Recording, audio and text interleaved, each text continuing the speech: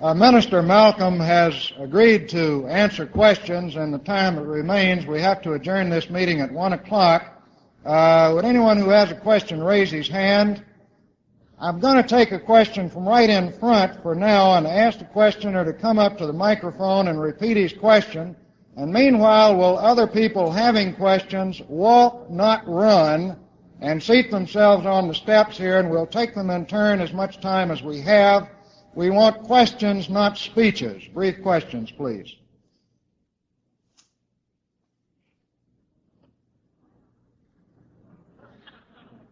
In the last issue of Muhammad Speaks, there was an article telling of the elimination of racial discrimination in Cuba, telling of how Afro and Latin Cubans lived in harmony. How does this jive with the devil concept of the white man and the idea that freedom can only be achieved through separation?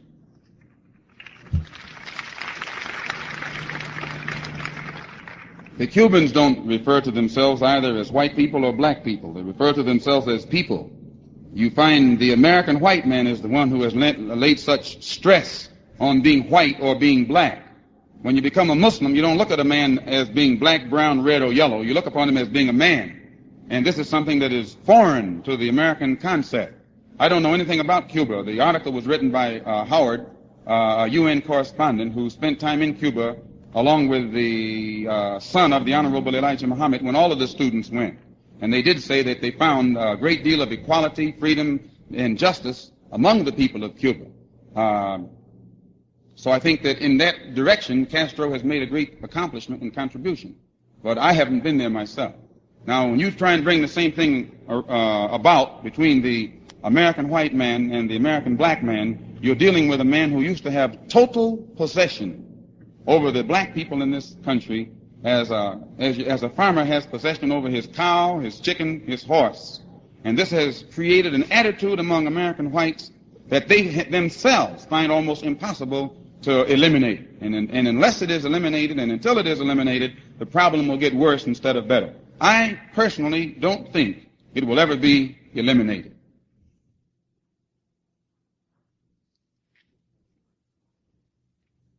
Sir, you mentioned that you would like... This lady first, please. Well, how do you intend to gain possession of this land that you want, and how do you intend to get there? That's a good question. Number one, we didn't have any trouble getting to America because the white man...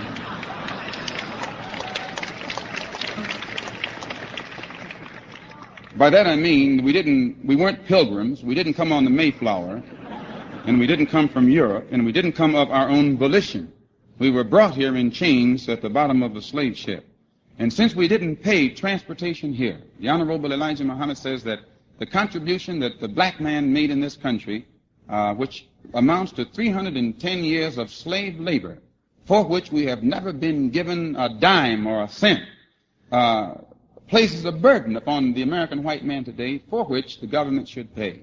And he says that our people should be allowed to go back to our own homeland, that the government itself should supply us with the transportation, and that they should supply us with the machinery and the tools necessary that will enable us to dig the soil and develop our own agricultural system and feed ourselves for the next 20 to 25 years until we are in a position to be completely independent and stand on our own feet. And he says that if the government does not want a mass exodus of black people from this country back to our own homeland, since we cannot live in peace together, mixed up on this continent, the alternative to that solution is to divide a separate part of this country into which our people can migrate and in which the government, again, should supply us with the machinery and the tools necessary to establish our own independent society and our own independent country. And in this way, it will be creating a solution that the black man himself, our people, ourselves, can bring about if we have that capability. And for your clarification, because this has been brought up, some people say, well, why should the government do this? If this government can send billions of dollars to communist countries like Poland and Yugoslavia and to neutralist countries in Asia and Africa who have never made any contribution whatsoever to the sum net worth of this economy and country, and at the same time This government feels that it is too much to set about something real to solve the problem for the slaves who made a greater contribution even than your people did, why the government doesn't even deserve to continue to function as a government.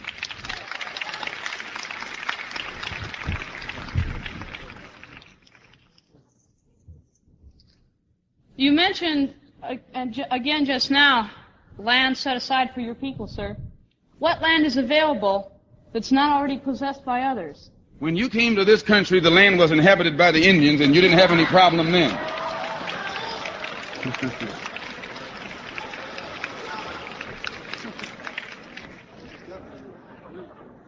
Actually, I have two questions. The first one, I would like to ask you, if you believe in Islam just because it gives you dignity as a black man as a black man lives in America, or do you believe in Islam as a whole? So if you believe in Islam as a whole, you know that Islam believe in socialism rather than capitalism. This is the first question. Second question, you said that Muhammad taught you that you should have your own land so you can find all what you want or to do what you want in it. Will you please give me one statement, either from the Quran or from Muhammad's speeches, which asks for this situation? Thank you. If I understood my Muslim brother correctly, I hope he's aware of the fact that my opening statement pointed out that the front page of the San Francisco Chronicle, I think it was, told me that the only way I could come here and speak was to speak on secular matters rather than religious. And for that reason, I pointed out at the outstart that I wasn't going to get on the religion of Islam. But since you as a student, I imagine, brought it up, it does open the door for me to reply, and I thank you for it.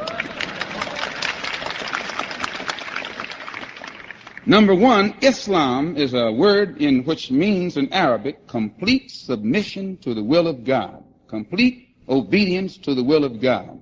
And this means, and the Jews refer to this God as Jehovah. They're monotheistic. The Christians refer to him, I think, as Christ, only they're polytheistic, and it's difficult to give one name to their many gods. So that in Islam, since we believe that there is one God, we believe that all of the prophets who came forth on this earth taught the same religion. Abraham was a Muslim. Moses was a Muslim. Jesus was a Muslim. And as a black man in America, we accept the religion of Islam because we recognize it as the true religion of God. This is why I'm a Muslim. I am a Muslim because the Honorable Elijah Muhammad has taught me that Islam is God's only religion. And that it does say in the Holy Quran that this religion will overcome all other religions. We believe that we're living in the day and the time and at the hour when God intends to make this religion, Islam, overcome all other religions. This is why we're Muslims. And we want to separate ourselves from America because we believe that when God comes to establish the religion of Islam, or the kingdom of Islam, or the world of Islam, he can't do so without first destroying all other religions, governments, nations, and worlds that stand in his way. All governments that won't accept one religion and practice the principles of brotherhood, freedom, justice, and equality among all people, regardless of color, regardless of race, or anything else involved, we believe that they'll be destroyed today, and we don't think that you can get the American people to accept the religion of Islam. I have no knowledge of socialism. That's something else. Sir, you seem to interchange the term white liberal with hypocritical politician. I don't believe this is true. I don't believe that our white liberals are in office. They are, by the way, investigated. Question, please. I just wondered why you interchange these terms when they're so evidently not interchangeable. Historically, in America, the white liberal has been the one always supposedly who had the solution to the race problem. An example, the leading white liberal in American history was supposed to be Abraham Lincoln. He's the one who has been dangled in front of our people as a god who brought us out of slavery into the promised land of freedom. Martin Luther King last year was begging President Kennedy to issue another Emancipation Proclamation. If the Emancipation Proclamation of Abraham Lincoln was authentic and produced the result that it was supposed to, and if it had been sincere, it would have gotten results, then Martin Luther King wouldn't have to be begging for another proclamation and emancipation today.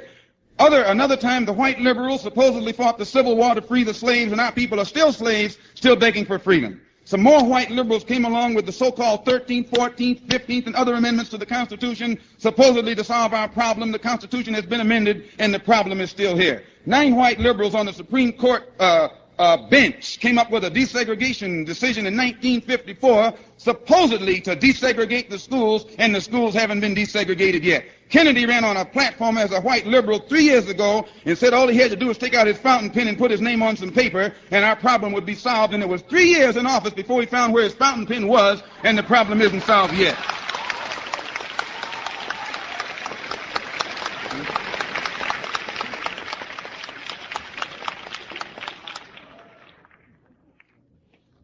I'd recognize this gentleman, please.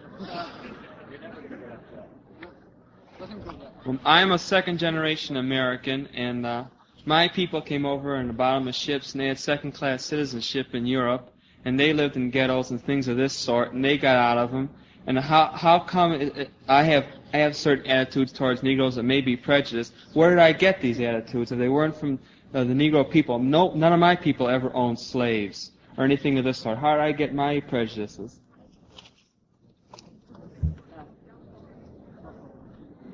If you didn't steal the property, you can be held responsible today for being in possession of stolen goods. The book says that the sins of the fathers will be visited upon the heads of the children even unto the 7th generation. And although there are many whites who came here from Europe after 1865, they fit right into the whole overhaul pattern of exploitation of modern slavery that still exists in this country today.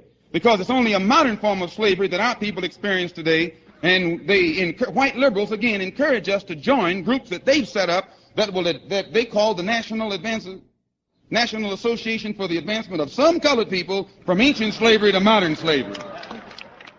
If I may add, your mention of white immigrants just coming here proves the inability of Negroes to solve this problem by the present course or the past course that they've been taking.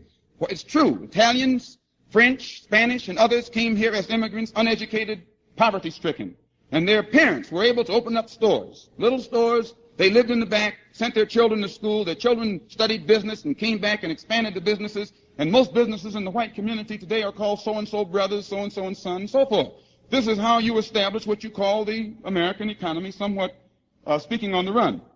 Negroes have been here free since 1865, so-called, have a purchasing power of $20 billion per year, have more education than any group, any minority group on this earth.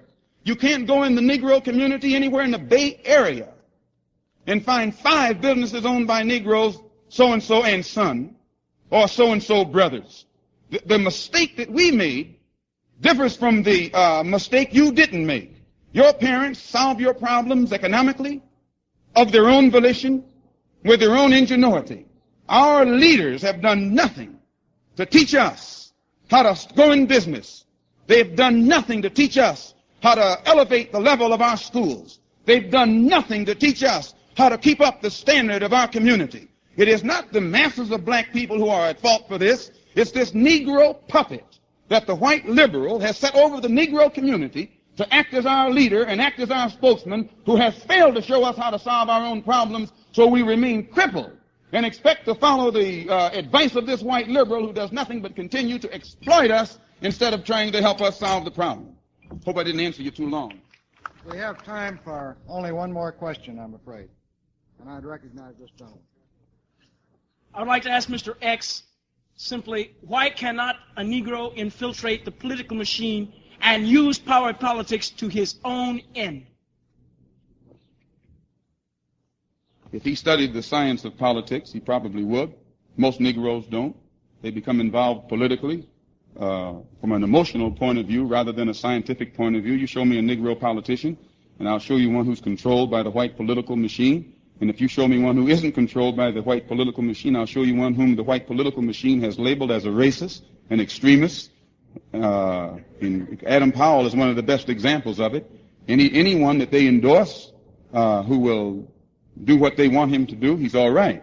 But when you become politically independent in this country, the whites immediately label you as a racist. The reason for this is the only way you can become politically independent of the white political machine is to have the support of the black masses. The only way you can get the support of the black masses is to say how they think and how they feel. And when you begin to speak to the black masses how they feel and think, then the whites call you a racist, because you have to talk in the context of the intense degree of dissatisfaction that exists in the Negro community. Whites don't want to hear this. They want to be told that the problem is being solved. You're not solving the problem for anybody but a few hand-picked Uncle Tom Negroes who benefit from your token integration. And as long as you deal with them, you're going to be adding more powder to a keg that's inside your house that can blow you higher if it explodes than 1,000,000 megaton bombs. But when you get out here and find how the masses of black people really feel, you're too intelligent to act as you act, if you know how they really feel. And the only black man who will tell you exactly how a black man feels is the Honorable Elijah Muhammad. The rest of them are going to talk to you out the corner of their mouth,